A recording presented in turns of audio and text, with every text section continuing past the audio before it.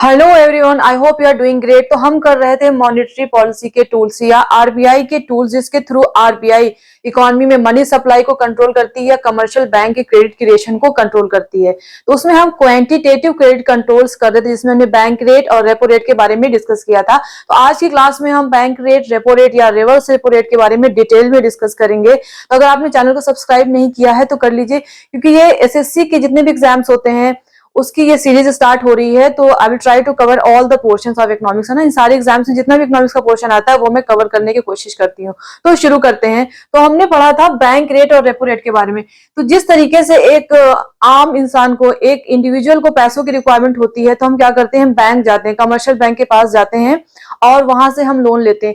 इसी तरीके से जब भी कमर्शियल बैंक्स को पैसों की रिक्वायरमेंट होती है तो वो आरबीआई से बोरो करता है, क्योंकि आरबीआई हमें पता है आरबीआई क्या है, एक एपेक्स इंस्टीट्यूशन है, हाईएस्ट बॉडी है इंडिया में, जो सारे ही कमर्शियल बैंक्स के फंक्शनिंग को रेगुलेट करती है, इकोनॉमी में मनी सप्लाई को रेगुलेट करती है। तो जब भी कमर्शियल बैंक्स को फंड्स की रिक्वायरमेंट होती है तो वो क्या करते हैं, आरबीआई के पास जाते हैं। तो आरबीआई जो है इन बैंक्स को, आरबीआई इन बैंक्स को जो लोन देती है वो दो रेट्स पर, दो टर्म के लिए देती है, लॉन्ग टर्म के लिए, लॉन्ग टर्म के लिए और शॉर्ट टर्म के लिए। ठीक है, लॉन्ग टर्म के लिए और शॉर्ट टर्म के लिए। तो लॉन्ग टर्म के लिए जो लोन प्रोवाइड कराता है आरबीआई कमर्शियल बैंक्स को, वो जिस रेट पर प्रोवाइड कराता है उसे हम कहते हैं bank rate. Bank rate, bank rate. और शॉर्ट टर्म के लिए जब भी कमर्शियल बैंक्स को फंड्स की रिक्वायरमेंट होती है तो जिस रेट पे आरबीआई कमर्शियल बैंक को लोन प्रोवाइड कराता है शॉर्ट टर्म के लिए, वो रेट होता है रेपो रेट। Repo rate. तो ये रेट, बैंक रेट या रेपो रेट क्या है, ये इंटरेस्ट रेट है। इंटरेस्ट रेट, जिस तरीके से हम बैंक में लोन लेने जाते हैं, हाउस लोन या फिर बिजनेस के लिए कोई लोन लेते हैं, तो एक रेट ऑफ इंटरेस्ट होता है जिस जो कि चार्ज किया जाता है। इसी तरीके से अगर कमर्शियल बैंक को लोन्स की रिक्वायरमेंट होती है तो आरबीआई भी उनसे एक इंटरेस्ट रेट पर वो लोन देता है। तो बैंक रेट होता है लॉन्ग टर्म के लिए और रेपो रेट होता है शॉर्ट टर्म के लिए। तो बात करते हैं बैंक रेट्स की। तो आरबीआई जब स्टैब्लिश हुआ था, आरबीआई कब स्टैब्लिश हुआ था, 1935 में। आरबीआई 1935 में स्टैब्लिश हुआ था। तो आरबीआई को यह रिस्पॉन्सिबिलिटी दी गई कि जितने भी कमर्शियल बैंक्स हैं उनकी फंक्शनिंग को रेगुलेट करे या फिर इकोनॉमी में मनी सप्लाई को रेगुलेट करे। तो इसके लिए आरबीआई कौन से रेट का यूज करता था, वो रेट था बैंक रेट। तो जिस रेट का यूज करके आरबीआई इकोनॉमी में मनी सप्लाई को कंट्रोल करता था वो रेट था बैंक रेट। और बैंक रेट पर जो लोन दिया जाता था वो लॉन्ग टर्म के लिए दिया जाता था, लॉन्ग टर्म के लिए दिया जाता था। इसका ड्यूरेशन था 6 मंथ से लेकर के 1 ईयर तक। ठीक है, तो 1935 से लेकर के 1998 तक ये बैंक रेट जो था, ये बैंक रेट जो था as a reference rate use किया जाने लगा। यानी कि अगर आरबीआई को इकोनॉमी में मनी सप्लाई को कंट्रोल करना है, मनी सप्लाई को कंट्रोल करना है, यानी इन्फ्लेशन इकोनॉमी में हो रहा है उसको कंट्रोल करना है, तो आरबीआई क्या करेगा, बैंक रेट को इंक्रीज कर देगा।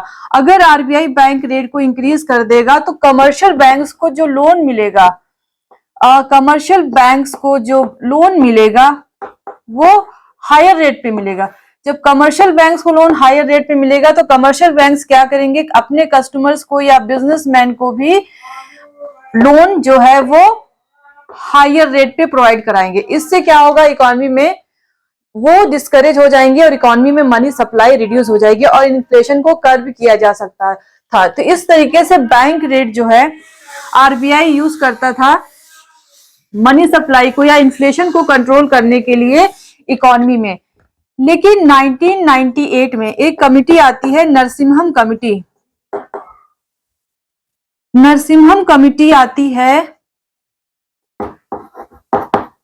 1998 में और इस कमिटी ने रिकमेंड किया, क्या रिकमेंड किया, liquidity adjustment facility. Liquidity adjustment facility, जिसको हम शॉर्ट में लैफ बोलते हैं, लिक्विडिटी एडजस्टमेंट फैसिलिटी। इस कमिटी ने आरबीआई को रिकमेंड किया लिक्विडिटी एडजस्टमेंट फैसिलिटी को इंट्रोड्यूस करने के लिए। तो on the recommendation of Narasimham committee, RBI introduce liquidity adjustment facility in 1998। ठीक है, नरसिम्हम कमिटी के रिकमेंडेशन पे आरबीआई ने 1998 में लैफ को रिकमेंड किया। तो ये लैफ क्या होता है? इसी लैफ के अंदर आता है हमारा रेपो रेट, इसी लैफ के अंदर आता है हमारा repo rate and reverse repo rate, repo rate and reverse repo rate. ठीक है, तो इस लिक्विडिटी एडजस्टमेंट फैसिलिटी के इंट्रोड्यूस होने के बाद बैंक रेट का काम लिमिटेड हो गया। जो काम बैंक रेट के थ्रू हो रहा था अब वो होने लगा रेपो रेट के थ्रू। तो अब बैंक रेट का क्या काम रह गया? बैंक रेट को as a penalty rate use किया जाने लगा, बैंक रेट को as a penalty rate, penalty rate और as a discount rate, discount rate use किया जाने लगा। तो अब ये पेनल्टी रेट क्या है? देखिए, जितने भी कमर्शियल बैंक्स होते हैं उनके लिए मैंडेटरी है कि वो सीआरआर और एसएलआर को मेंटेन रखें। सीआरआर यानी अपने डिपॉजिट का कुछ परसेंट जो है सारे ही कमर्शियल बैंक्स को आरबीआई के पास रखवाना पड़ता है in the form of liquid asset, और एसएलआर अपने डिपॉजिट का कुछ परसेंटेज आरबीआई को खुद अपने पास एज ए लिक्विड एसेट के फॉर्म में रखना पड़ता है। तो जब हम सीआरआर और एसएलआर करेंगे तो उसमें हम डिटेल में डिस्कस करेंगे। तो ये मैंडेटरी होता है और हर 15 डेज पे जितने भी कमर्शियल बैंक्स हैं उनको अपना स्टेटस, अपनी रिपोर्ट आरबीआई को देना पड़ता है कि वो अपना सीआरआर और एसएलआर मेंटेन करके चल रहे हैं। अगर वो ऐसा नहीं करते, अगर वो फेल होते हैं तो उस टाइम आरबीआई क्या करता है? उन पर पेनल्टी लगाता है। तो जो पेनल्टी लगाता है वो बैंक रेट पे लगाता है। अगर सपोज बैंक रेट हमारा 5% है तो इस पर x%, अब ये x% 3% हो सकता है या 2%, ये आरबीआई डिसाइड करता है। तो ये पेनल्टी आरबीआई उनके ऊपर लगा देता है। ठीक है, तो ये यूज है बैंक रेट का आज की डेट में। और डिस्काउंट रेट है, ये हम बाद में डिस्कस करेंगे, थोड़ा डिटेल में डिस्कस करेंगे। अभी आप समझ लीजिए कि बैंक रेट को पेनल्टी रेट के नाम से भी जानते हैं, डिस्काउंट रेट के नाम से भी जानते हैं। तो क्या रीजन था कि RBI switch from bank rate to repo rate? RBI को बैंक रेट से रेपो रेट या रिवर्स रेपो रेट पे स्विच होना पड़ा। इसके कुछ रीजंस ये हैं कि बैंक्स जो हैं, ज्यादातर बैंक्स को शॉर्ट टर्म के लिए लोन्स की रिक्वायरमेंट होती थी। तो शॉर्ट टर्म में जब भी लोन की रिक्वायरमेंट होती है तो इस पर रेट ऑफ इंटरेस्ट कम होता है। शॉर्ट टर्म में लोन्स की रिक्वायरमेंट होती है तो यहां पर रेट ऑफ इंटरेस्ट हमारा कम होता है। तो जब यहां पर रेट ऑफ इंटरेस्ट कम होगा, इट मीन्स कि कमर्शियल बैंक्स जो हैं जब इन्वेस्टर्स को लोन देंगे तो वो रेट ऑफ इंटरेस्ट भी कम होगा।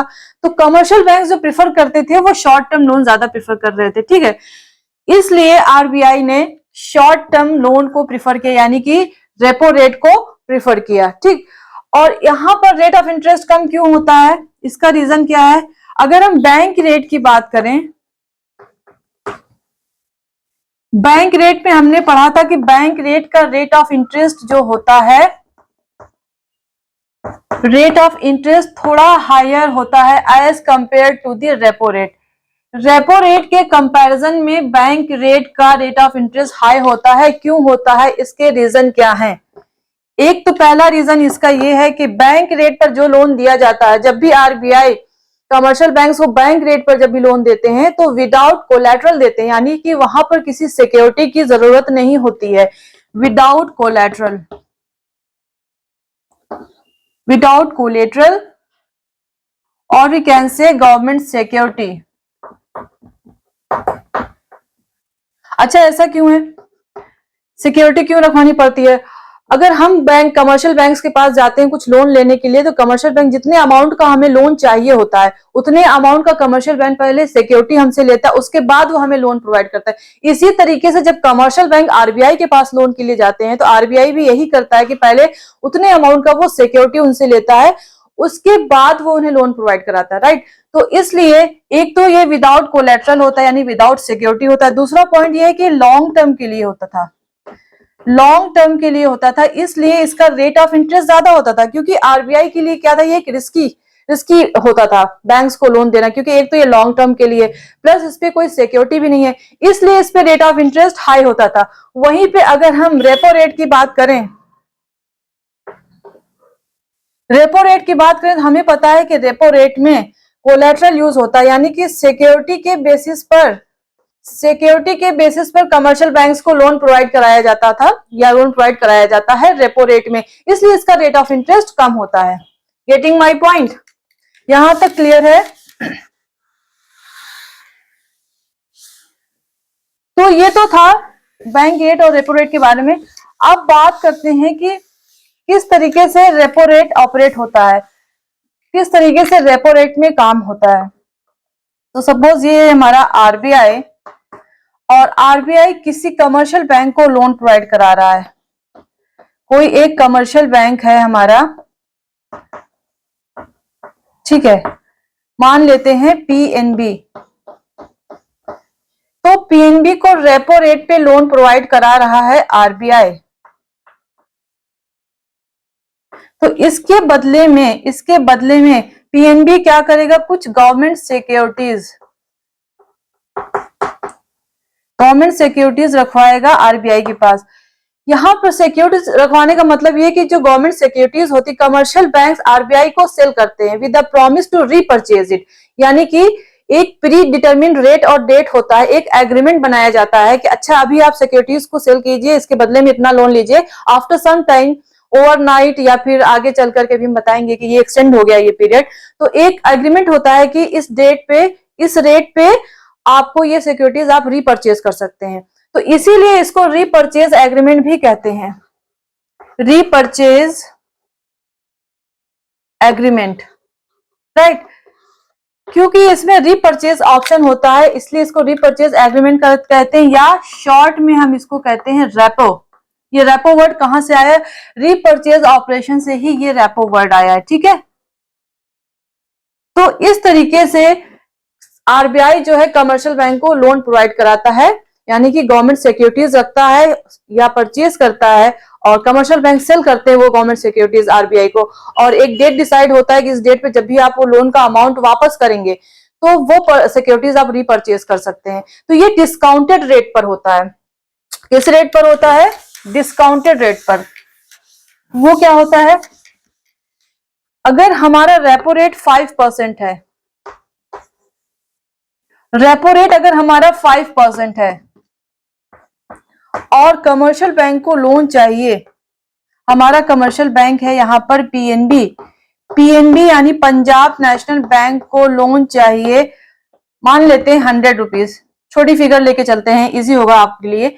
तो 100 रुपीज का अगर लोन चाहिए तो 5% हमारा रेपो रेट कितना चल रहा है? 5%। तो 5% जब आरबीआई कमर्शियल बैंक को लोन देगा तो 5% डिस्काउंट करके देगा, यानी कि लेस करके देगा। तो इट मीन्स कि पीएनबी को जो लोन मिलेगा वो कितना मिलेगा?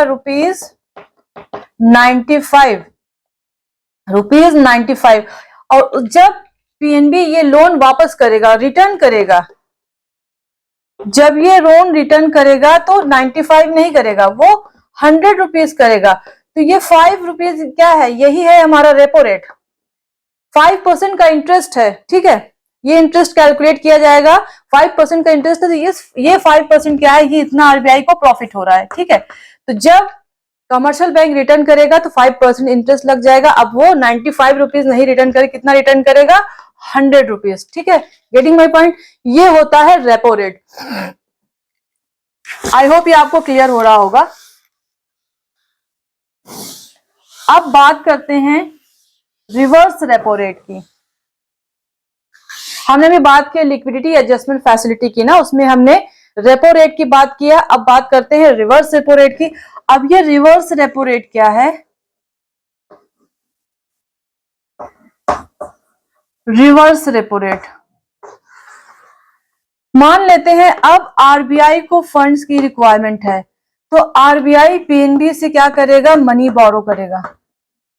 तो आरबीआई जिस रेट से बोरो करेगा पीएनबी से, उसको हम कहते हैं रिवर्स रेपो रेट।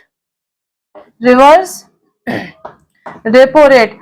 आरबीआई जिस रेट से बोरो करेगा पीएनबी से फंड, उसको हम कहते हैं रिवर्स। जिस तरीके से कमर्शियल बैंक्स आरबीआई से बोरो करते हैं, आरबीआई भी फंड बोरो करता है। बट यहाँ पे समझने वाली बात यह है कि आरबीआई फंड बोरो क्यों करता है। आरबीआई को पैसों की रिक्वायरमेंट नहीं होती है, तो अब हम क्यों पढ़ते हैं कि फंड बोरो कर रहा है। एक्चुअली होता क्या है कि जब भी इकोनॉमी में मनी सप्लाई बहुत ज्यादा हो जाती है या फिर इन्फ्लेशन बहुत ज्यादा हो जाता है, तो इकोनॉमी से एक्सेस मनी को हटाने के लिए या फिर कमर्शियल बैंक के पास से एक्सेस मनी को अब्सॉर्ब करने के लिए आरबीआई जब उनसे लोन लेता है या मनी बोरो करता है, तो वो रिवर्स रेट पे करता है और एक्सेस मनी कर्व करने के लिए आरबीआई ये एक्शन लेता है। तो आरबीआई जब कमर्शियल बैंक से मनी बोरो करता है, तो वो उनकी एक्सेस कैपेसिटी, एक्सेस लिक्विडिटी को अब्सॉर्ब करने के लिए करता है, ताकि उनकी क्रेडिट क्रिएशन कैपेसिटी कम हो जाए। तो इकोनॉमी में इन्फ्लेशन क्यों होता है। अगर हम कह रहे हैं कि इन्फ्लेशन क्यों होता है, इन्फ्लेशन सपोज बढ़ गया है, यानी कि प्राइसेस इंक्रीज हो गए हैं, तो ऐसा क्यों होता है। जब इकोनॉमी में मनी सप्लाई बहुत ज्यादा हो जाती है ना, मनी सप्लाई बहुत ज्यादा इंक्रीज हो गई है, लोग डिमांड ज्यादा कर, लोगों के पास पैसा ज्यादा आ गया है, तो लोगों ने डिमांड इंक्रीज कर दी। बट क्वांटिटी की सप्लाई तो कम ही है, डिमांड इंक्रीज होगी, इस केस में क्या हो जाएगा, हमारे प्राइसेस इंक्रीज कर जाएंगे। ठीक, लोगों के पास पैसा ज्यादा आ गया, लोग डिमांड ज्यादा कर रहे हैं, बट क्वांटिटी सप्लाइड जो है, गुड्स की क्वांटिटी जो सप्लाई हो रही है इकोनॉमी वो कम है। तो इस केस में क्या होगा, जब सप्लाई कम है, लोग डिमांड ज्यादा कर रहे हैं, तो प्राइसेस इंक्रीज हो जाएंगे। ठीक है, तो इकोनॉमी में क्या है, इन्फ्लेशन आ जाएगा। देखिए इन्फ्लेशन कुछ परसेंट तक तो डिजायरेबल है, ठीक है इकोनॉमी के लिए, लेकिन अगर इन्फ्लेशन डबल डिजिट होने लगता है, 11%, 12%, 13%, तो ये हार्मफुल होता है। कुछ परसेंट इन्फ्लेशन डिजायरेबल है, क्योंकि इकोनॉमिक ग्रोथ के लिए कुछ परसेंट तक जो है इन्फ्लेशन जरूरी होता है, बट डबल डिजिट इन्फ्लेशन जो है वो हार्मफुल होता है। तो उसको कर्व करने के लिए आरबीआई ये एक्शन लेती है। तो अगर इकोनॉमी में इन्फ्लेशन हो गया है, तो आरबीआई क्या करेगी, आरबीआई जो है अपना रिवर्स रेपो रेट क्या करेगी, इंक्रीज कर देगी। अब ये किस तरीके से काम करता है, देखिए बैंक्स जो होते हैं लोन देते हैं बिजनेस फर्म्स को या इन्वेस्टर्स को। ठीक है, तो कुछ रेट ऑफ इंटरेस्ट पे अगर वो सपोज बिजनेस फर्म को या इन्वेस्टर्स को बैंक, एक कमर्शियल बैंक है पीएनबी, 7% पे लोन दे रहा है बिजनेस फर्म को। ठीक है, पीएनबी 7% पे बिजनेस फर्म को, इन्वेस्टर्स को लोन दे रहा है। अब आरबीआई को मनी सप्लाई कम करना है, एक्सेस जो मनी सप्लाई इकोनॉमी से उसको अब्सॉर्ब करना है, तो वो क्या करेगा, वो रिवर्स रेपो रेट अपना इंक्रीज कर देगा, यानी कि रेट ऑफ इंटरेस्ट इंक्रीज कर देगा। जिस रेट ऑफ इंटरेस्ट से वो कमर्शियल बैंक से पैसे उधार ले रहे हैं, वो इंटरेस्ट इंक्रीज कर देगा। तो commercial banks will feel attracted. वो कमर्शियल बैंक से कहेगा, अच्छा आप बिजनेसमैन को या इन्वेस्टर्स को 7% पे लोन दे रहे हो, ठीक है हमें 9% पे दो, ठीक है हमें 9% पे दो। तो जब बैंक्स देखेंगे कि अच्छा हमें सेंट्रल बैंक को लोन देना पड़ा 9% पे और वहीं पे इन्वेस्टर्स को हमें 7% पे देना पड़ रहा है, तो क्यों ना ऐसा करते हैं कि हम 9% पे सेंट्रल बैंक को लोन देते हैं, क्योंकि ऐसे में हम ज्यादा प्रॉफिट अर्न कर सकते हैं। तो इसलिए सेंट्रल बैंक जो है रिवर्स रेपो रेट बढ़ा देता है, क्योंकि उसको इन्फ्लेशन को कंट्रोल करना होता है। अब हायर रेट ऑफ इंटरेस्ट पे, हायर रेपो रेट पे, रिवर्स रेपो रेट पर कमर्शियल बैंक ज्यादा अट्रैक्ट होंगे, ज्यादा लोन जो है सेंट्रल बैंक से लेंगे। तो जब वो ज्यादा लोन सेंट्रल बैंक को देंगे, तो जब वो लोन सेंट्रल बैंक को दे रहे हैं, तो इसका क्या मतलब है, उनका एक्सेस फंड सेंट्रल बैंक के पास जा रहा है। उनकी जो क्रेडिट क्रिएशन कैपेसिटी है, यानी लोन देने की जो कैपेसिटी है, जिससे वो बिजनेस फर्म्स को या इन्वेस्टर्स को लोन दे रहे थे, वो कहीं ना कहीं कम हो रही है, क्योंकि सारा एक्सेस अमाउंट तो सेंट्रल बैंक के पास जा रहा है, राइट। तो जब उनके पास फंड कम हो जाएगा, यानी कि उनकी लोन को क्रिएट करने की कैपेसिटी कम हो जाएगी, तो वो क्या करेंगे, रेट ऑफ इंटरेस्ट बढ़ा देंगे। अब वो 7% पे इन्वेस्टर्स को लोन नहीं देंगे, हो सकता है कि वो 9% पे दें या 10% पे दें। तो इस केस में क्या होगा, बिजनेस फर्म्स जो है या जो भी इन्वेस्टर्स हैं, वो डिस्करेज हो जाएंगे। इतने हायर रेट ऑफ इंटरेस्ट पे तो कोई भी लोन नहीं लेना चाहेगा, तो वो वेट करेंगे रेट ऑफ इंटरेस्ट के डाउन होने का। वो वेट करेंगे कब रेट ऑफ इंटरेस्ट नीचे आए और हम कब बैंक से लोन ले और कुछ नया इन्वेस्टमेंट करें। ठीक है, तो इस तरीके से इकोनॉमी में मनी सप्लाई कम हो जाएगी और इन्फ्लेशन कंट्रोल हो जाएगा। ठीक है, तो ये टूल है, इस तरीके से आरबीआई जो है रिवर्स रेपो रेट का काम करता है और इसी तरीके से रेपो रेट भी हमारा काम करता है। रेपो रेट अगर इंक्रीज हो जाएगा तो क्या होगा, रेपो रेट वो रेट जब आरबीआई कमर्शियल बैंक्स को लोन देता है ना, जब कमर्शियल बैंक्स आरबीआई से बोरो करते हैं शॉर्ट टर्म के लिए, तो वो रेपो रेट पे बोरो करते हैं। ठीक है, रेपो रेट पे, तो रेपो रेट बढ़ गया, इसका मतलब कि लेंडिंग रेट ऑफ इंटरेस्ट बढ़ गया। अब जब आरबीआई कमर्शियल बैंक को लोन दे रहा है तो ज्यादा रेट ऑफ इंटरेस्ट पे दे रहा है। पहले सपोज अगर रेपो रेट 5% था, ठीक है, अब आरबीआई ने उसको बढ़ा करके कितना कर दिया, 6% कर दिया। इससे क्या होगा, कमर्शियल बैंक्स डिस्करेज हो जाएंगे और वो कम बोरो करेंगे आरबीआई से और उनके पास फंड की कमी हो जाएगी, उनकी क्रेडिट क्रिएशन कैपेसिटी भी कम हो जाएगी और वो इन्वेस्टर्स को कम लोन देंगे। तो आई होप आपको समझ में आ रहा होगा किस तरीके से रिवर्स रेपो रेट या रेपो रेट काम करता है इकोनॉमी में मनी सप्लाई को कंट्रोल करने के लिए या इन्फ्लेशन को कंट्रोल करने के लिए। इसके अपोजिट केस में अगर डिफ्लेशन है इकोनॉमी में या रिसेशन है इकोनॉमी में, तो ये रेट्स कम कर दिए जाएंगे। रेपो रेट क्या है हमारा, वो कम कर दिया जाएगा। अब अगर रेपो रेट कम हो जाएगा तो बैंक्स क्या करेंगे, ज्यादा बोरो करेंगे कमर्शियल सेंट्रल बैंक से और उनके पास फंड ज्यादा आएगा, ज्यादा जो है इन्वेस्टर्स को लोन देंगे, इकोनॉमी मनी सप्लाई इंक्रीज हो जाएगी और डिफ्लेशन कंट्रोल हो जाएगा। राइट, तो ये था कि किस तरीके से रिवर्स रेपो रेट या रेपो रेट काम करता है। तो आई होप आपको ये समझ में आ रहा होगा। तो अब बात करते हैं कि रेपो रेट, जो हम बात करते थे कि रेपो रेट होता है शॉर्ट टर्म के लिए। हमने पढ़ा था पहले वाली क्लास में कि रेपो रेट पे जो लोन दिए जाते हैं वो ओवरनाइट या वन डे के लिए दिए जाते हैं। ओवरनाइट या फिर वन डे के लिए लोन दिया जाता है रेपो रेट के अंदर। बट अभी इसमें कुछ वेरिएशंस आए हैं, राइट, रेपो रेट में कुछ वेरिएशंस आए हैं जो इंट्रोड्यूस किया गया है 2013 में। 2013 में रेपो में कुछ वेरिएशन आए हैं। वो वेरिएशन क्या है, वो वेरिएशन है हमारा टर्म रेपो और दूसरा है हमारा long term repo and long term repo. तो टर्म रेपो के अंदर जो लोन प्रोवाइड कराता है हमारा सेंट्रल बैंक, वो 7 डेज के लिए, 7 डेज, देन 14 डेज और 28 डेज के लिए। राइट, 28 डेज के लिए ये इंट्रोड्यूस किया गया है 2013 में। ठीक है, लॉन्ग टर्म रेपो ये इंट्रोड्यूस हुआ है 2020 में। ये सारे नए चेंजेस हैं। तो लॉन्ग टर्म रेपो के अंतर्गत जो लोन प्रोवाइड कराया जाता है कमर्शियल बैंक को, वो 1 ईयर से लेकर के 3 इयर्स तक। राइट, तो ये कुछ वेरिएशंस आए हैं हमारे रेपो रेट में, क्योंकि पहले हम सिर्फ ओवरनाइट या वन डे की बात करते थे। अब ये वेरिएशन आ गया है कि एक टर्म रेपो है, टर्म रेपो में 7 डे के लिए, 14 डे के लिए, 20 डेज के लिए प्रोवाइड कराया जाता है लोन। और लॉन्ग टर्म रेपो जो कि 2020 में इंट्रोड्यूस किया है आरबीआई ने, ये प्रोवाइड कराता है लोन 1 ईयर से लेकर के 3 इयर्स तक।